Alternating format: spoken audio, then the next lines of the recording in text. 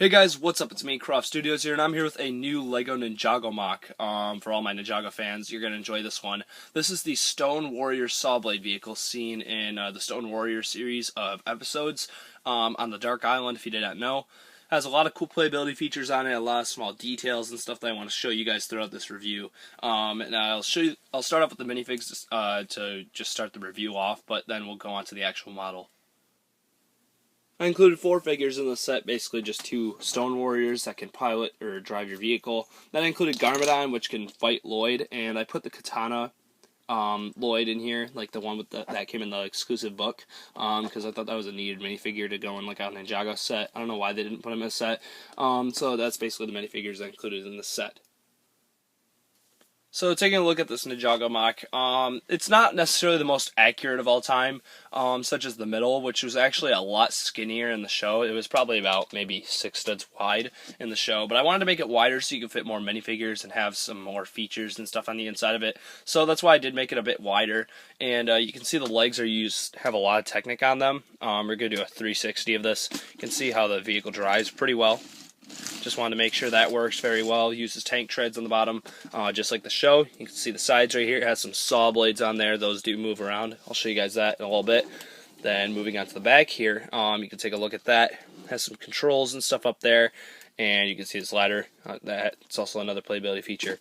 Then moving on to the side here, you can see some more of the side. It's basically just the same thing on each side for this model. So we're going to start off with the front, I guess, with the front 2 wheels, or the front 2 legs, I guess you could call them. So taking a look at them right here, you can see the front has just some small details on here. These are from the show.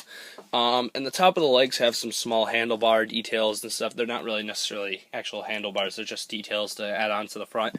And moving down, you can see there's some more details right here as well on the front, like some cheese slopes and stuff. There's some more saw blades that you can spin around on the legs. And obviously these can move up right here. These little pieces right here can move up, but they're basically meant to stay in this position just to add detail to the front of the legs. And you can see the front right here has some lights on there going up and down the legs.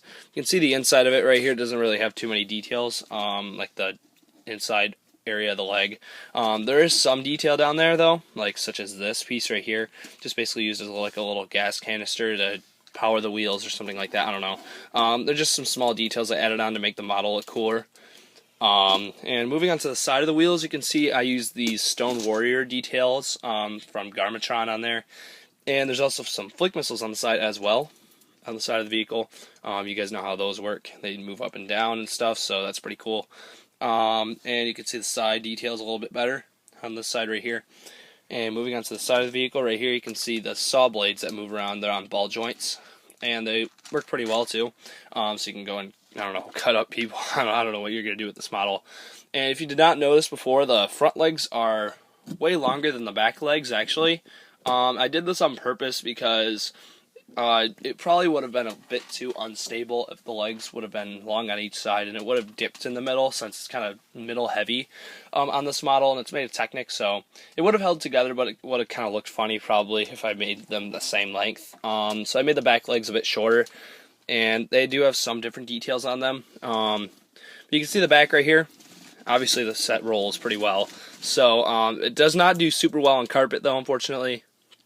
It's one of the flaws with the set. So one of the things I want to show you with the cockpit area is basically how this ladder just detaches. You can connect different things on here. You can see how it's basically hooked in by these. So you can disconnect it if you want to. There's also a weapons rack that comes off right here as well. That has an axe on there. There's some samurai sword. There's a mace. There's a big sword right there. So they both hook on there. And there's 3 spots where you can sit minifigures up there. You can see all the controls I put on the inside of here. Those look pretty cool as well. There's 2 of the same ones right here, same here. Then you get this big blue one in the middle, which is pretty cool looking.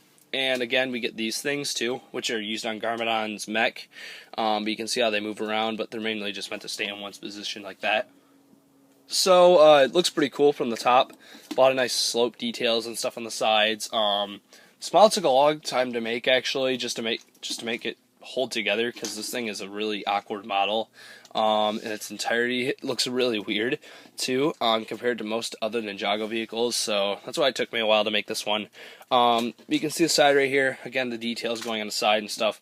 So I just think it's a pretty cool model. There's a lot of technique involved with it, obviously. Definitely looks pretty cool though, and accurate to the show. So let's go on to the ending of the video.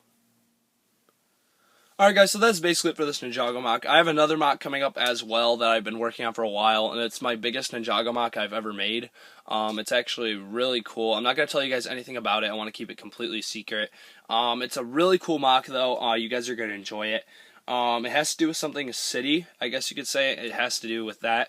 But that's all I'm going to tell you guys about. So I hope you enjoyed this Ninjago MOC though. I felt this was kind of a needed vehicle because it was pretty big in the show actually. It chased the ninja through the mine, or through the cave or whatever, when Cole's earth driller was kind of going through there.